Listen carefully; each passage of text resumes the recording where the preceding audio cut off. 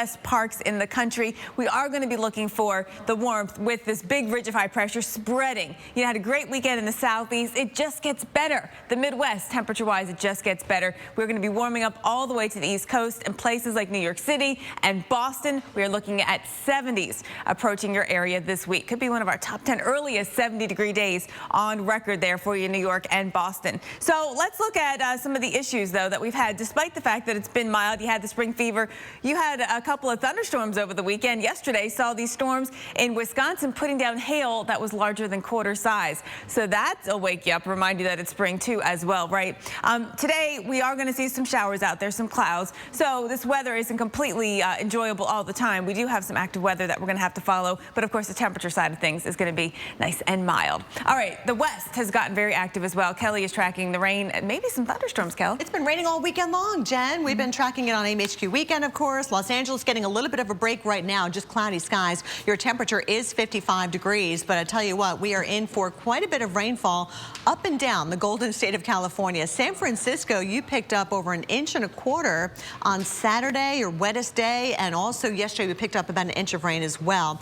So of course this can mean problems in terms of mudslides and flooding, even though we do need the rainfall here in California. So let's show you what's going on. Here's the Drought Monitor, the latest one showing that deeper shade of red right there across the Central Valley, where we get 1/4 of our fruits and veggies, of course, across the country. That's where we need it the most. We're looking at several inches of rain, especially in the northern parts of the state, where the reservoirs have actually done a little bit better this El Nino season. However, we are going to get in on it across the central and southern portions of California. You'll note from the water vapor imagery, that little spin right there, that's one system working in. By the way, a lot of snow across the Sierra. Donner Pass, I-80, shut down for blizzard conditions. You can barely see out there. So it's nice to see the blue showing up from the Cascades right on down toward the Sierra, but it is going to add up. Several inches of rainfall. Again, there will be that mudslide threat, even though we do need the rainfall and that snow. We get a little bit of a break in the action tomorrow before the next system moves in, and that brings us more rain, more wind, and eventually more snow for those higher elevations. Anaridis is taking a look at some other weather stories making headlines. Good morning, Kelly. We head from the west to the mid-Atlantic, where federal disaster funds are heading. Congestion. The usual Monday. Weather. That's what we got going on. We've got some warm temperatures coming, getting closer to 70. So we've got great weather conditions coming our way into Boston. Right now, we've got a lot of low 30s out there, but it's going to be a nice warm up this week as we get you out. Starting off Monday, you've got nice southerly winds. That's going to bring up the temperatures. This weekend wasn't that bad, right? But we are warming up to 61 today in Philadelphia and 59 in New York City. And here we go, Boston at 49 degrees. So as we take a look at our forecast coming in later this week, that's really when the warm up here comes in full force. Wednesday in Portland, Maine, we're going to 59 degrees. That'll break the old record. Providence, Rhode Island, breaking records. New York City, we're breaking records. Philadelphia, we're breaking records as well this week with the high temperatures. That's a look at your Northeast forecast. Here's a look at what else is coming up this morning on AMHQ.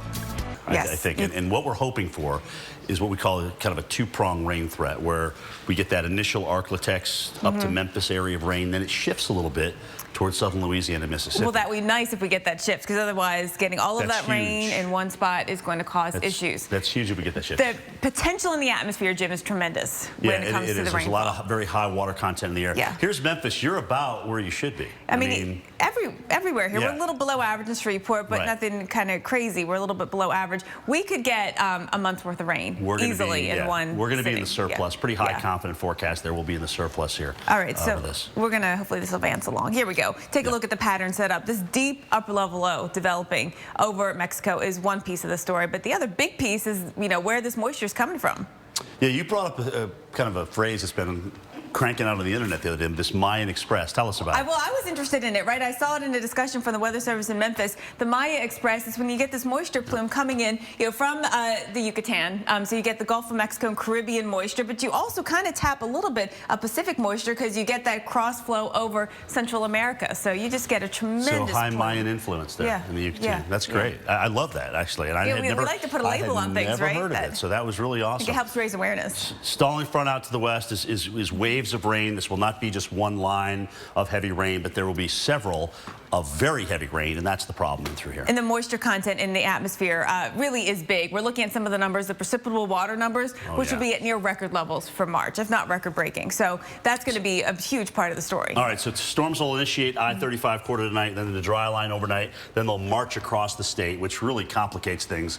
There may be several waves of severe rain and heavy flooding. And we watch this right through midweek. Oof. All right, yeah, also busy watching what else is new this morning, Anaridis. Several waves of rain, a stormy west dominating the headlines this morning. We know that 99% of California is in some form of drought, and the state hoping the heavy rainfall this week will put a dent in that drought.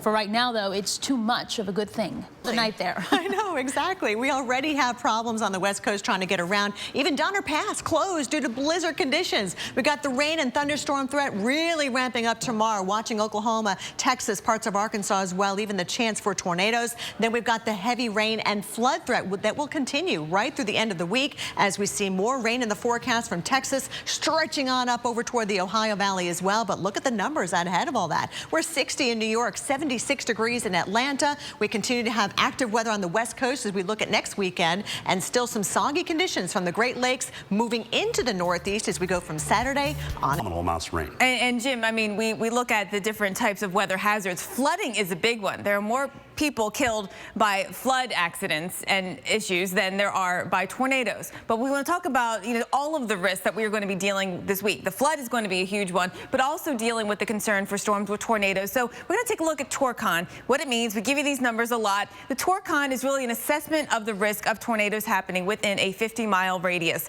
And so that's what we're going to be watching for you across portions of Texas, Oklahoma, the risk of tornadoes happening. It's within a 50-mile radius. It does not say anything to or speak to the intensity of the storms or the tornadoes that may develop. But if there's a 3, for example, that means there's a 30% chance, a 3 out of 10 chance that tornadoes will form within a 50-mile radius of that point. So we got some numbers for you. Jim showed a couple across parts of Texas. We take you into for today, and we've got Dallas, Oklahoma City, and Tulsa. The timing is later this afternoon here right before the dinner hour into the overnight 3s and 4s on our Torcon for today. Breakfast. We got a quick summary of everything happening today, and then you're going to need all the details because there's a lot. We've got severe weather, the risk for hail, damaging winds, the red zone showing us that. Also looking for the concern for flooding because a lot of rain is pumping into this area. A lot of moisture out there this week. We're also tracking your spring fever. We don't have to tell you, right, how nice it's been. Temperatures are going to keep on warming up. That's going to be a story right through the week. It's all spreading east as well. Could be breaking some records by midweek.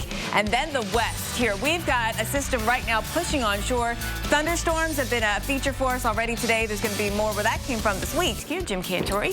So much for big, sprawling, high pressure kind of quieting things down here in March, right? I mean, it's just going to be active. Last week there was a headline in the Wall Street Journal, something about like calm is pretty again, or something about your stocks. You want the boring ones, right? Right. Boring is beautiful. Absolutely. Not so much in the weather. We can't get that, can we? No Cokes, no AT&Ts. No. We've got active. So let's go out to Texas temperature-wise. We go from the 40s to nearly 70 this afternoon.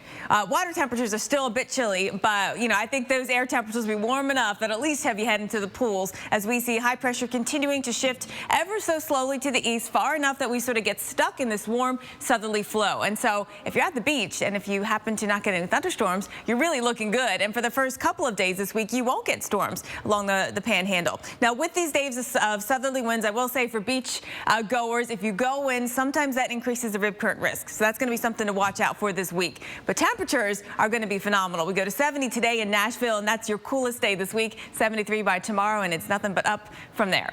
For other top weather stories that we're watching this morning, let's go to Anaridis. Jen, if spring breakers didn't get their fix of skiing over the east during the winter, they could head to the Sierra Nevada. That's where